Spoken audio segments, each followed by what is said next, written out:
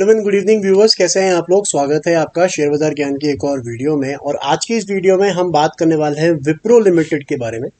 अभी अभी विप्रो के नंबर्स आ गए हैं फर्स्ट क्वार्टर के, तो इस वीडियो में मैं आपको जल्दी से बताऊंगा जो इंपॉर्टेंट चीज़ें हैं नंबर से रिलेटेड। साथ ही साथ में एक और न्यूज़ है विप्रो के बारे में, जो इन्वेस्टमेंट के बारे में उनकी न्यूज़ आई है। अपना एआई के अंदर में ये लोग इन्वेस्टमेंट बढ़ाने वाले, तो वो क्या पूरी खबर है वो बात करेंगे। और एंड में हम चलेंगे चार्ट्स के ऊपर में और देखेंगे चार्ट्स के ऊपर हम विप्रो को क्या करना है आगे, और क्या लगता है कि आगे होगा ऑन द विप्रो शेयर। तो आप लोग चैनल पे अगर नए हैं तो आप चैनल को प्लीज़ सब्सक्राइब कीजिए, ताकि रोज़ आने वाली जो वीडियोज़ है वो आपको लगातार मिलती रहे। तो रिजल्ट से शुरुआत करेंगे। सबसे पहले जो इनका प्रॉफिट आफ्टर टैक्स है वो 12% बढ़ा है ईयर ऑन ईयर। 2870 करोड़ का जो है इनका पैट आया है, लेकिन जो एक्सपेक्टेशन थी उससे थोड़ा कम है। लगभग 3000 करोड़ के एक्सपेक्टेशन के सामने 2800 करोड़ का जो इन्होंने है प्रॉफिट डिक्लेयर किया है। साथ ही साथ में कांस्टेंट करेंसी टर्म में डिक्लाइन है 3%। अब कांस्टेंट करेंसी टर्म मतलब क्या होता है, देखिए जो आईटी का काम होता है, आईटी कंपनीज का जो काम होता है, ज़्यादातर बाहर की करेंसीज में इनकी पेमेंट्स आती हैं। तो अगर आप डॉलर का फ्री जो चेंज है डॉलर के अंदर में, अगर वो ऊपर नीचे होता है तो आपको पेमेंट ऊपर नीचे आ सकती है। इसीलिए आईटी के अंदर में कांस्टेंट करेंसी का यूज़ किया जाता है कि अगर डॉलर की वैल्यू फिक्स्ड रखी जाए तब आपने कितनी बढ़त करी है या आपकी बढ़त नहीं हुई है। तो उसके अंदर में भी विप्रो की 3% जो है मिस हुआ है। कांस्टेंट करेंसी में ग्रोथ नहीं आया है, कांस्टेंट करेंसी में 3% डिक्लाइन ही हुआ है इनका रिजल्ट भी।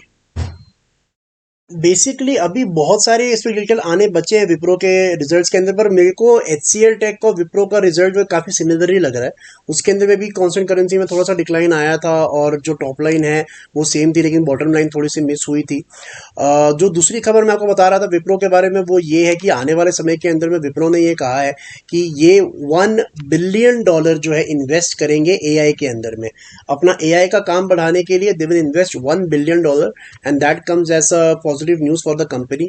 ऑब्वियसली इनको करना ही पड़ेगा, बिकॉज टीसीएस जैसी कंपनीज ऑलरेडी अनाउंस कर चुकी है कि वो 25,000 लोगों को ट्रेन कर रहे हैं अपने कंपनी में to get certified from Microsoft in the AI field. तो ये भी इस ट्रैक पे इनको चलना ही है। अब बात कर लेते हैं शेयर के चार्ट्स के बारे में। तो देखिए विप्रो के अंदर में अब इशू ये आ रहा है कि शेयर के अंदर मोमेंटम नहीं है। अगर आप पिछले साल सितंबर से लेके अभी तक देखोगे तो वहीं का वही शेयर बना हुआ है। यहाँ पे जहाँ मेरा माउस का कर्सर है, this is 19 September 2022, the level is 394, और अभी हम हैं 13 जुलाई 2023, वी आर ऑन 394। तो stock has gone absolutely nowhere, और रेंज जो है वो और ज़्यादा टाइट होती जा रही है, होती जा रही है। अगर आप देखोगे नीचे की तरफ में विप्रो इज 360, और अभी फिलहाल ऊपर की तरफ में 410, 50 रुपए के बीच में जो है शेयर घूम रहा है। But I think that it is a good time to buy Wipro, because ऐसे ही टाइम पे आपको शेयर खरीदने चाहिए। When everyone is scared, then that is the exact time when you have to buy. और जब सब लोग बाय कर रहे होते तभी आपको निकलना होगा। This is the basic of the stock market. साथ ही साथ में इंपॉर्टेंट चीज ये है कि अभी पीछे पीछे विप्रो का बायबैक आया था, जिसके अंदर में 445 में उन्होंने खुद नहीं अपने शेयर खरीदे थे। बायबैक जनरली उसलिए लाया जाता है कि कंपनी को अपने शेयर में कॉन्फिडेंस होता है, और अपने शेयर में कॉन्फिडेंस बढ़ाने के लिए ही वो बायबैक जो है वो लाते हैं मार्केट्स के अंदर में। And the important thing here is that अगर विप्रो को चलना है तो यहाँ पे विप्रो को अपने प्रीवियस हाइस को निकालना जरूरी है। देखिए मैं बहुत बार अपने वीडियो के अंदर में 20 मूविंग एवरेज और 200 मूविंग एवरेज की बात करता हूँ। ये black line is the 200 moving average और ये red line is the 20 moving average. लेकिन विप्रो के केस के अंदर में ये दोनों ही इस टाइम पे कोई मायने नहीं रखती है, बिकॉज अगर आप शेयर का चार्ट देखोगे, अगर कैंडलस्टिक का पैटर्न देखोगे, so the stock is doing absolutely nothing.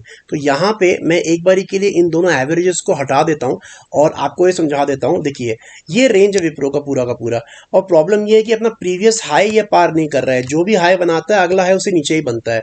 So now for Wipro to work it has to close above 410। जब तक ये 410 के ऊपर की वीकली क्लोजिंग नहीं देता है तब तक इसके अंदर में कोई उम्मीद रख के फायदा नहीं है, because it is just going to pass its time over here. तो लेने के लिए अच्छा है, मोमेंटम नहीं है, लेकिन एक्यूमुलेट करने के लिए बहुत बेहतरीन लेवल्स हैं। और जब भी आईटी चलना शुरू होगा सारे के सारे शेयर चलेंगे। एंड अमेरिका में भी इस टाइम आईटी अच्छा कर रहा है। So I think the worst is over for IT. एक दो क्वार्टर की और बात है, लेकिन लेवल्स बहुत बढ़िया हैं, लेना चाहिए। तो दोस्तों ये था मेरा आज का वीडियो विप्रो। आई होप आपको लॉजिक और लेवल्स जो है वो क्लियर आउट हुए। कोई सवाल है आपका तो आप कमेंट सेक्शन में डाल सकते हो। मैं मिलूंगा आपसे अपनी अगली वीडियो में, तब तक आप अपना ख्याल रखें and all the best guys.